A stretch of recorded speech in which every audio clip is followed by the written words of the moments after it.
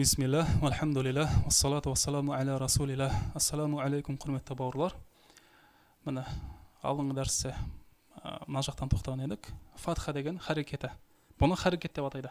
Фатха харекеті, фатха белгісі. Міне, әріптің үстіне қойылатын мына қиғашына келген сызықша. Егер жіңішке әріптің үстіне болатын болса, ә деген дыбысты береді, жуан әріптің үстіне болса, о. Қазір әріптерді жаттаған болсаңыз, осыған дейін өткеннің барлығын түсінген болсаңыз, видеоны паузаға басып, оқып шығыңыз.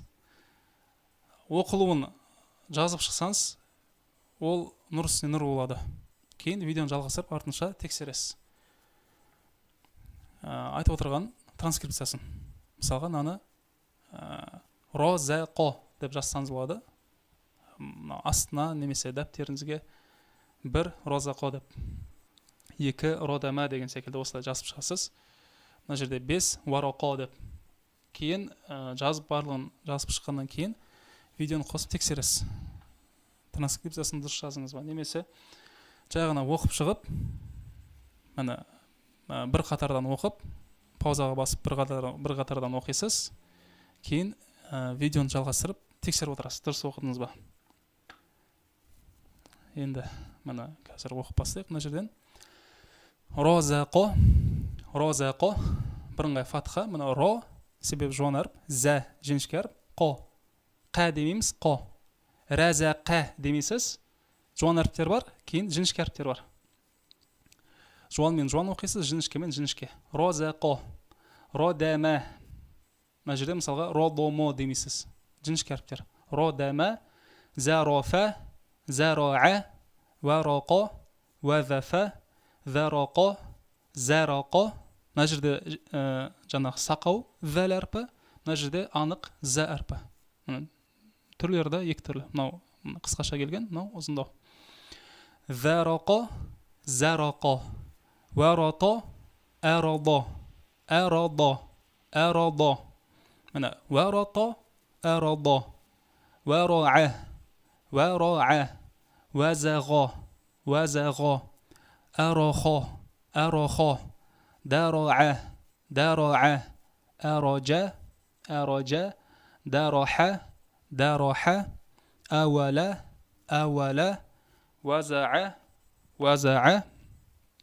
Міне, ә-уәлә, вә-зә-ә, вә-зә-ә, вә-дә-ә, вә-дә-ә, зә-ро-ә.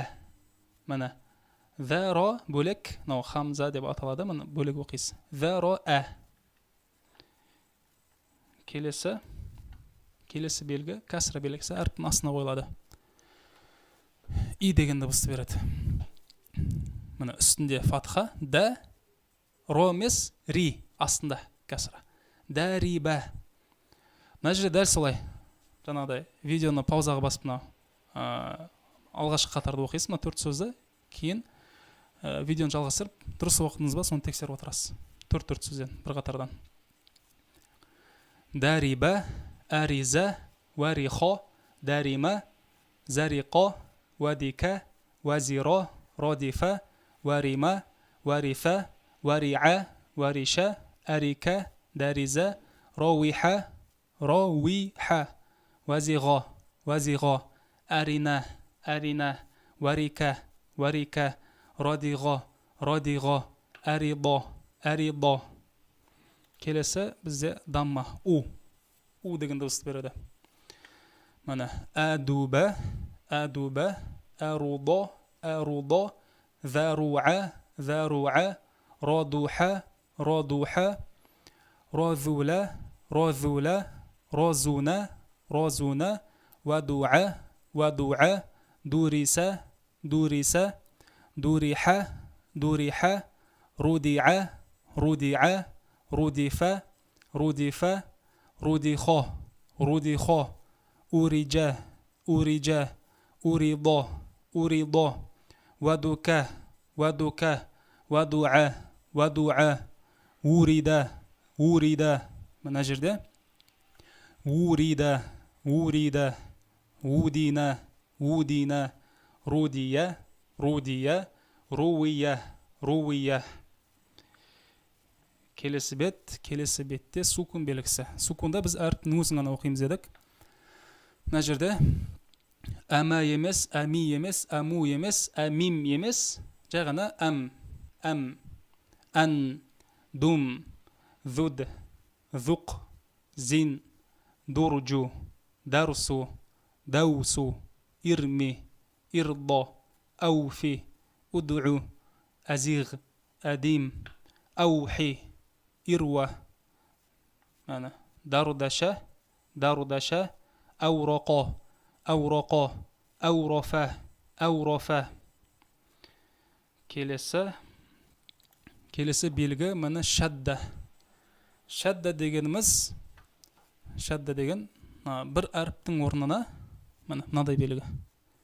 Бір әріптің орнына араб тілінде міне бір әріп қайталанса, қатарынан келіп.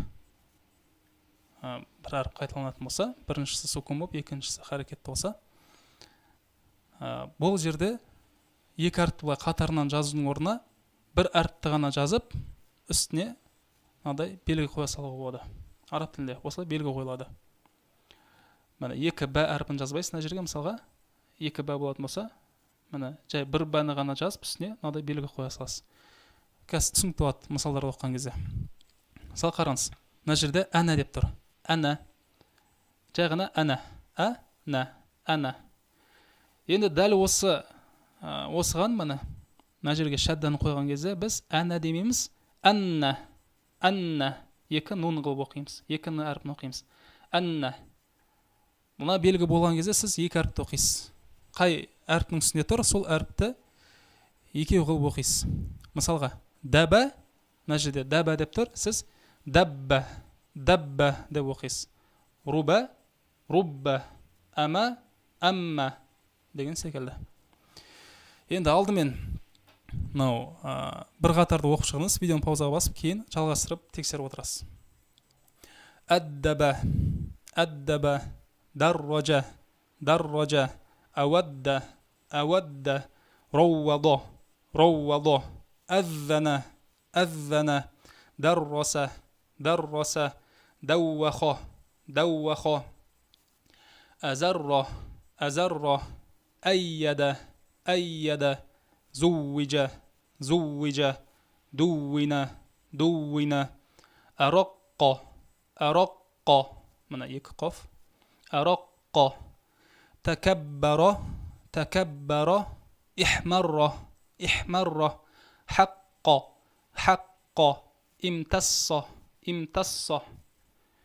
Келесі бетте бізде тануин. Араб тілінде тануин. Міне дәл сол фатха, дәл сол кәсра, дәл сол дамма. Бірақ міне екі фатханың орнын, міне бір сызықша емес, екі сызықша болса, астынан екеу болса, немесе мынадай белгі болса, онда жай ғана у емес, жай ғана и емес, жай ғана ә емес, ән, мына жерде ән, мына жерде ин, тануин дамма болса, міне тануин дамма, ун, тануин кәсра ин, тануин фатха ән. Кейін айта кететін мәселе, міне тануин фатхада оқылмайтын алиф жазылады.